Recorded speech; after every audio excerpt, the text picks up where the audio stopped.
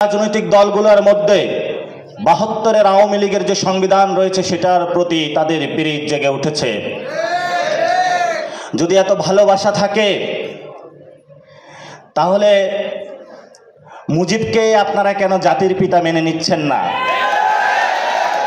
আপনাদের জাতির পিতা মুজিব হতে পারে, আমাদের জাতির পিতা মুজিব নয়। বাংলাদেশে গণ অভ্যুত্থানের সৈনিকেরা এখনো জেগে আছে। ৭২-এর সংবিধান, ৭২-এর মুজিবীয় কায়দা কানুন যতদিন বাংলাদেশে নতুন করে কায়েম করার প্রচেষ্টা চালানো হবে, তাদের পরিণতি একইভাবে হাসিনার মতন হবে। আমাদের সামনে বর্তমানে প্রশ্ন আসছে, যা দেশবাসী যারা দেখছেন, আমাদের এই গণ অভ্যুত্থানের পরে এনসিপি খুব ক্রান্তিকাল একটি মুহূর্তের মধ্য দিয়ে যাচ্ছে। কারণ আমরা যখন সংস্কারের কথা বলেছি, জুলাই সনদ বাস্তবায়নের কথা বলেছি, তখন আমরা দেখতে পেয়েছি বিভিন্ন যে এস্টাবলিশমেন্টের যে অংশ রয়েছে সেখান থেকে তীব্র প্রতিবাদ। তবে আমরা যে সুচিন্তিত মতামতের মধ্য দিয়ে পার্টিসিপেটরি অ্যাক্টের মধ্যে সংস্কার কমিশনে আমরা আমাদের মতামতগুলো রেখেছিলাম, সেখানে আমাদের দলের সদস্য সচিব থেকেছেন সশরীরে। আমরা সেখানে জুলাই সনদের ক্ষেত্রে স্বাক্ষরের বিষয়ে বাংলাদেশে অনেকগুলো রাজনৈতিক দলের সিনিয়র নেতৃবৃন্দ বর্তমানে জলগোলা করার চেষ্টা চালাচ্ছেন। আমরা তাদের উদ্দেশ্য বলবো, এনসিপি বর্তমানে যেই বাংলাদেশের সংস্কার কার্যক্রমগুলো চলছে সেগুলো এনসিপির একার ভাবনা নয়। আপনারা যদি ঢাকা শহরের অলিতে গলিতে ঘোরাফেরা করেন, বাংলাদেশের লক্ষ কোটি মানুষ জনতা গণ অভ্যুত্থানের মধ্য দিয়ে বাংলাদেশে যে সংস্কার প্রয়োজন তা জানান দিয়ে গিয়েছে। ফলত এটা কোনো একক দল, ব্যক্তি, গোষ্ঠী, পরিবার বা ধর্মতান্ত্রিক কারো কোনো একার দাবি নয়। এটি বাংলাদেশের জনগণের দাবি। আগামীতে বাংলাদেশের মানুষ সেই দলকেই ভোট দিবে যারা সংস্কার বাস্তবায়নের ক্ষেত্রে, আইনি সনদের ক্ষেত্রে একটি সুষ্ঠু প্রক্রিয়ার মধ্য দিয়ে জনগণের দাবি মেনে নেবে। যদি সেই ক্ষেত্রে তারা কোনো ব্যত্যয় করে, তাদের ফলাফল আগামীতে ইলেকশনে যে ভোট ব্যাংক রয়েছে সেখানেই তারা তাদের শাস্তি বলি আর পুরস্কার বলি দুটো ক্ষেত্রেই জনগণ তাদেরকে সমাধান দিবে।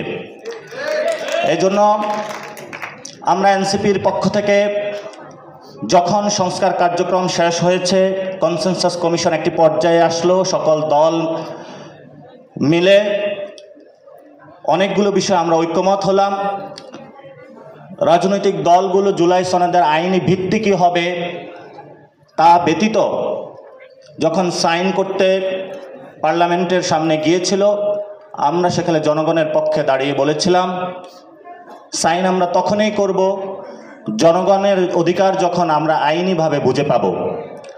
কারণ ৯০-এ জনগণকে কলা দেখানো হয়েছে, ২৪-এ তাদেরকে কলা দেখানো যাবে না বাংলাদেশে।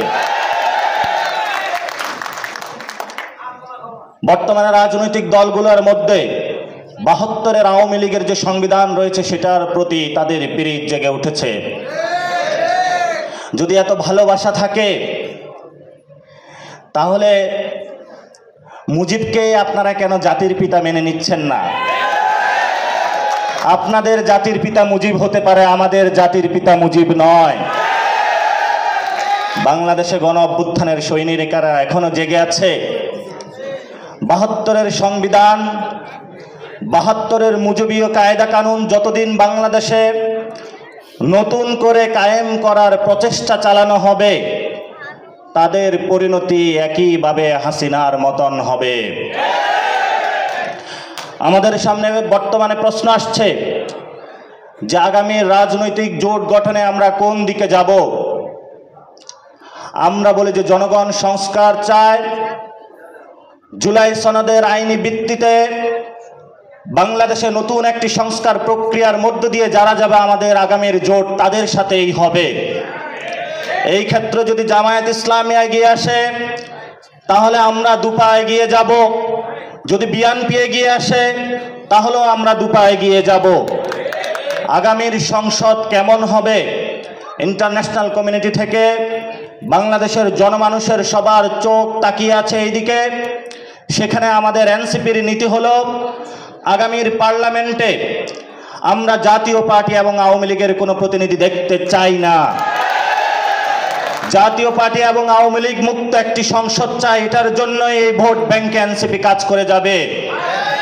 আগামীতে যারা এই সংসদে সরকার গঠনের ইচ্ছা প্রকাশ করবে, এনসিপি এখানে নির্ণায়ক ভূমিকা পালন করবে।